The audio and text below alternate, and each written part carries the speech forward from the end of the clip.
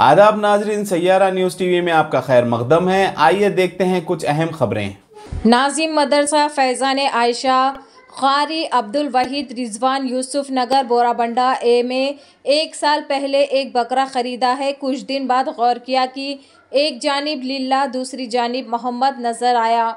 इलाक़ा इकराम से रुजू हुआ, सब ने तस्दीक की है कि वही है, लिल्ला मोहम्मद है जो हज़रत इस बकरे को क़ुरबानी के वास्ते ख़रीदना चाहते हैं। रब्त करें।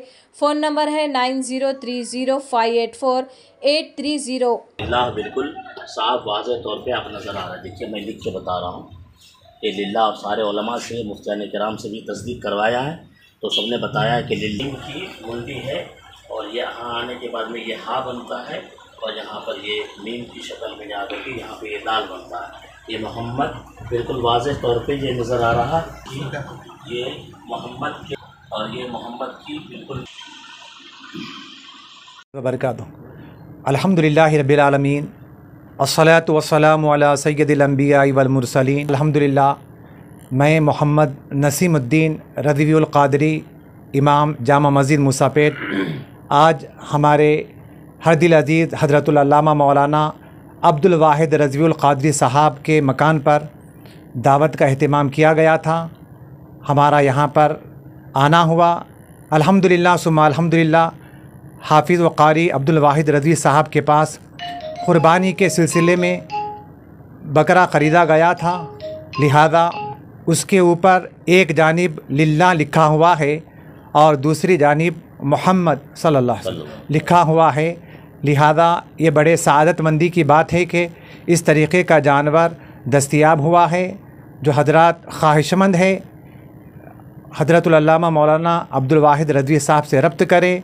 उनका जो ख़यालात है उससे आप लोग जो है मुत्तफ़िक़ होकर जो भी बात रहें उनसे गुफ्तगू फरमाएं। आम आदमी पार्टी तेलंगाना कमेटी की जानिब से आज मुजस्सिमे BR अम्बेडकर हुसैन सागर के पास एहतजाजी धरना मुनज़्ज़म किया गया। यह एहतजाज BJP मरकज़ी हुकूमत के मुखालिफ विफाक मुखालिफ आइन व जमहूरियत किया गया। पार्टी के कायदीन ने कहा कि सुप्रीम कोर्ट ने दिल्ली के CM अरविंद केजरीवाल को तमाम इख्तियारात हवाले करने की मरकज़ी हुकूमत को रोलिंग दी थी।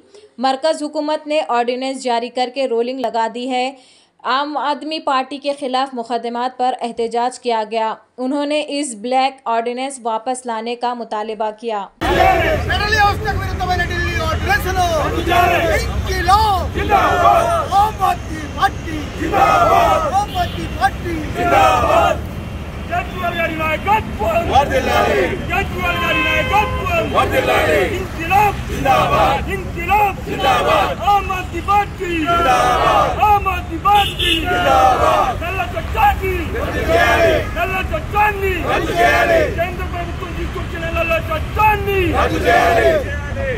मोदी हटाओ देश बचाओ, मोदी हटाओ देश बचाओ, मोदी हटाओ देश बचाओ।